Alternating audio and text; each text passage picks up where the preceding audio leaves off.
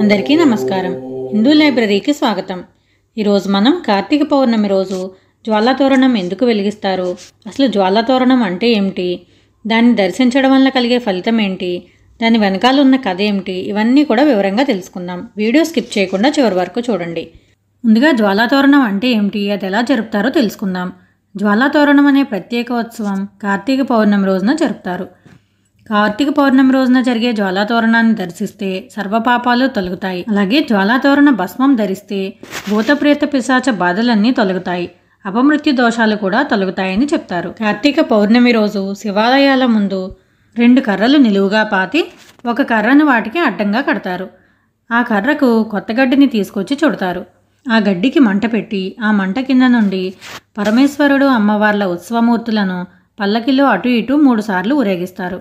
స్వామివారి పల్లకితో పాటు భక్తులు కూడా 3 సార్లు ఆ తోరణం కింద నుంచి తిరుగుతారు. ఇలా చేయడం వల్ల యమలోకంలో అగ్నితోరణాన్ని దాటక్కర్లేదని చెప్తారు.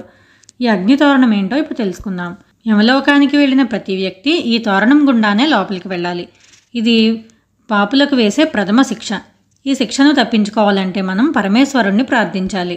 జ్వాలాతోరణం కింద నుంచి ఈశ్వరుడి పల్లకీ పక్కనే నడుస్తూ, శివా, నేను ఇప్పటిదాకా చేసిన పాపాలన్నీ మంటల్లో కాలిపోవాలి, వచ్చే ఏడాది వరకు ఎలాంటి తప్పు చేయకుండా సన్మార్గంలో నీ బాటలోనే నడిచేలా చెయ్యి అని ప్రార్థించాలి.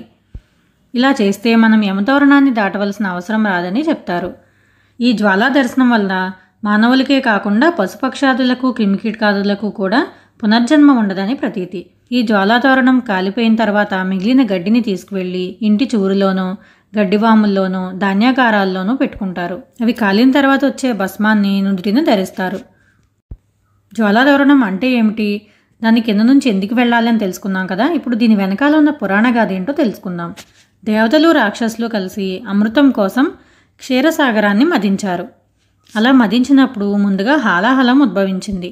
దాని ప్రభావం వల్ల లోకాలన్నీ అతలాకుతలం అవుతుండగా బ్రహ్మాది దేవతలందరూ వచ్చి పరమశివుణ్ణి ప్రార్థించారు, దీన్ని స్వీకరించి లోకాలను కాపాడమని. వారి ప్రార్థనను మన్నించి పరమేశ్వరుడు ఆ హాలాహలాన్ని మృంగడానికి సిద్ధపడి గౌరీదేవి వైపు చూశాడు. ఆమె తన మాంగళ్యాన్ని చేత్తో పట్టుకుని దానికి అంగీకరించింది.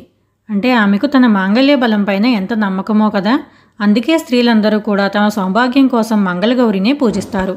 పరమేశ్వరుడు ఆ హాలాహలాన్ని తీసుకోగానే హాలాహలం గొంతు నుంచి కిందకు దిగకుండా అమ్మవారు ఆయన గొంతు దగ్గర చేత్తో పట్టుకున్నారట. అలా హాలాహలం లోపలికి వెళ్లకుండా గొంతు దగ్గరే ఆగి ఆయన నీలకంఠుడయ్యారు. అది చూసిన పార్వతీదేవి తన భర్తకు ప్రమాదం వాటిల్లకుండా ఉండాలని ప్రతి సంవత్సరం అగ్నిజ్వాల కింద నుంచి తన భర్తతో సహా దూరి వెళ్తానని మొక్కుకుంది. పరమశివుడు క్షేమంగా బయటపడడంతో అమ్మవారు తన మొక్కు చెల్లించుకున్నారు. ఇప్పటికీ కూడా ఆనవాయితీ తప్పించకుండా కార్తీక పౌర్ణమి రోజు ఇలా జ్వాలాతోరణం వెలిగించి స్వామి అమ్మవార్లను ఇలా పల్లకిలో 3 సార్లు తోరణం కింద నుంచి తిప్పుతామన్నమాట. కాబట్టి ఇదండి జ్వాలాతోరణానికి సంబంధించిన విశేషాలు, దాని విశిష్టత. ఈ విషయం మీరు మొదటిసారి వింటున్నట్లయితే కనుక వీడియోకి ఒక లైక్ చేయండి. మరింత మందికి రీచ్ అవ్వాలంటే షేర్ చేయండి. మరో వీడియోతో మళ్ళీ కలుద్దాం. సర్వే జన సుఖినో భవంతు.